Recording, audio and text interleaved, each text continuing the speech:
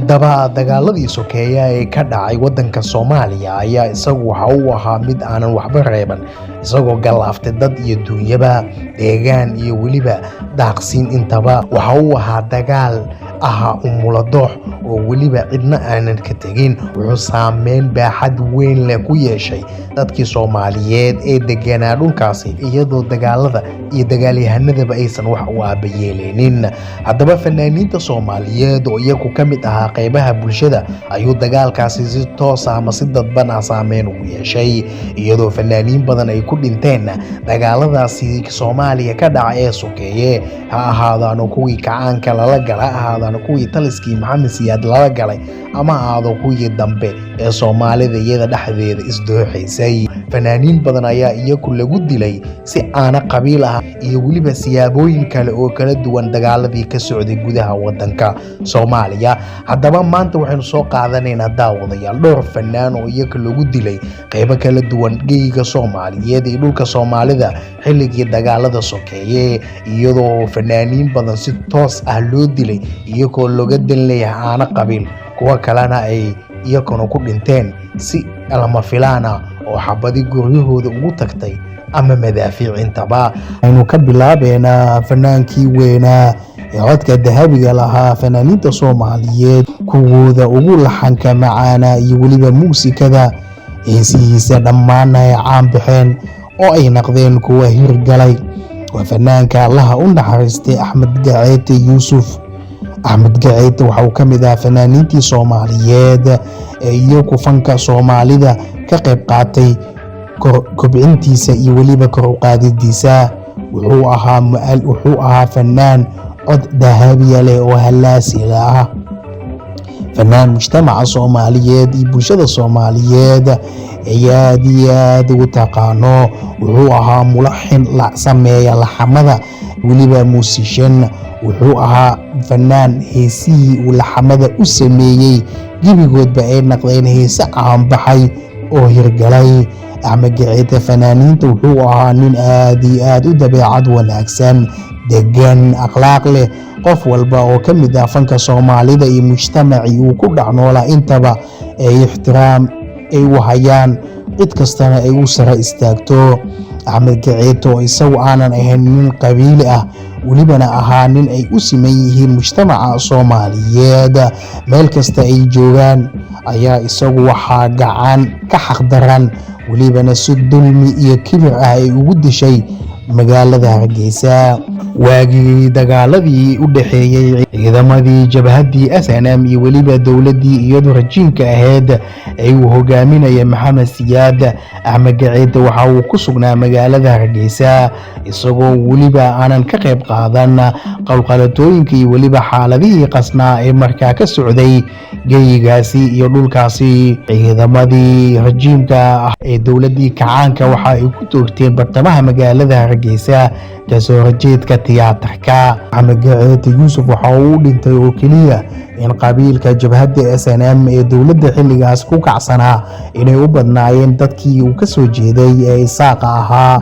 Sidaa awgeedna fanaan caan ah oo weliba mujtamacaas dhexdiisa caanka ah, magac iyo maamuusna ku leh in loo dilo qabiilkaada ayaa jabhada ku kiciyay dowladdii, iyadoo weliba si qabyaalad badheedh ah oo cad ay u dileen ciidamadii rajiimka ahaa. Axmed Gaceete wuxuu lahaa heese aad iyo aad u macaan badan oo mujtamaca Soomaaliyeed caanka, sida dulmiga caashiqa ka daa, inaan ku jecelahay weydii dad, heestii habsan oo kale, heestii bal ila dhageysta iyo kuwo kale oo aad iyo aad u badan.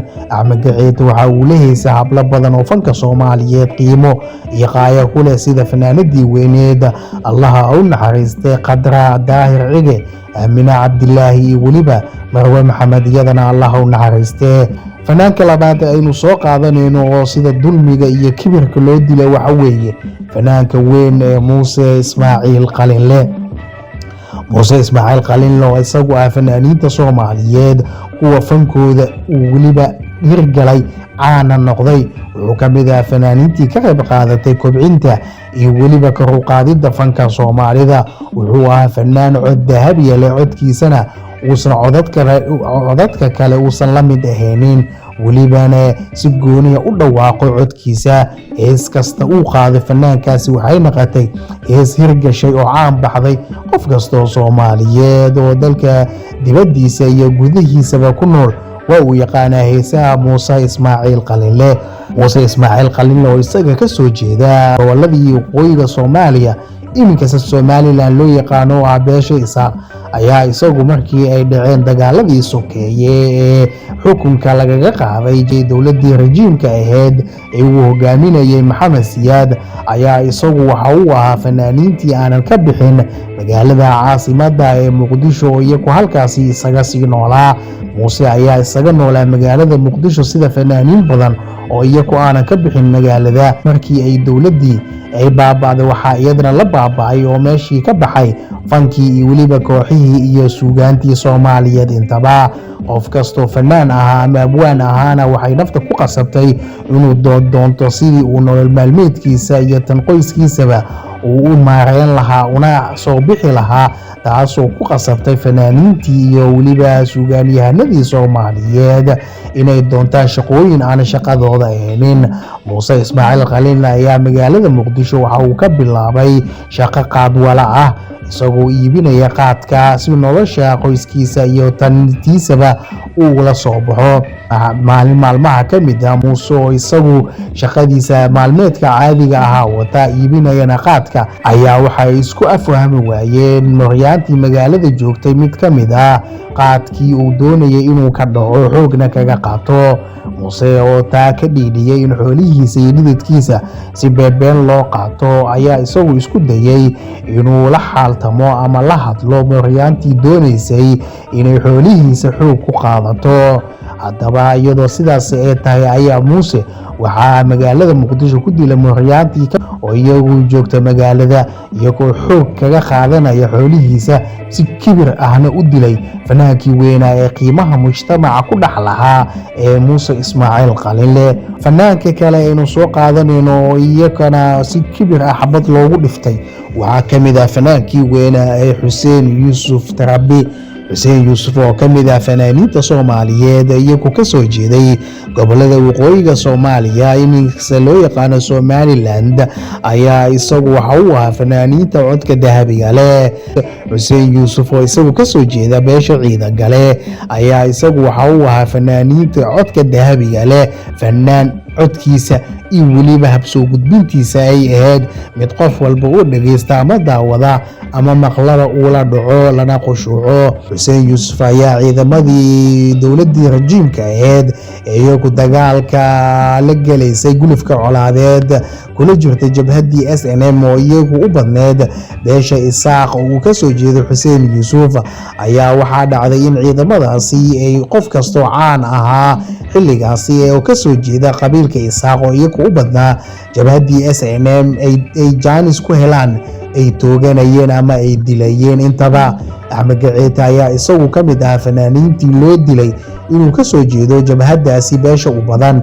Xuseen ayaa xabad lagula dhiftay magaalada Hargeysa isagoo ay ku dhifteen ciidamadii rajiimkii kacaankii Maxamed Siyaad, taasoo keentay inuu dhaawac halis ah ka soo gaaro fanaanka iyadoo loo qaaday dhankaasi iyo Itoobiya. ayaa waxa uu ku dhintay fanaanka magaalada Diridhaba ee dhulka deegaanka Soomaalida ee Itoobiya ay gumaysato.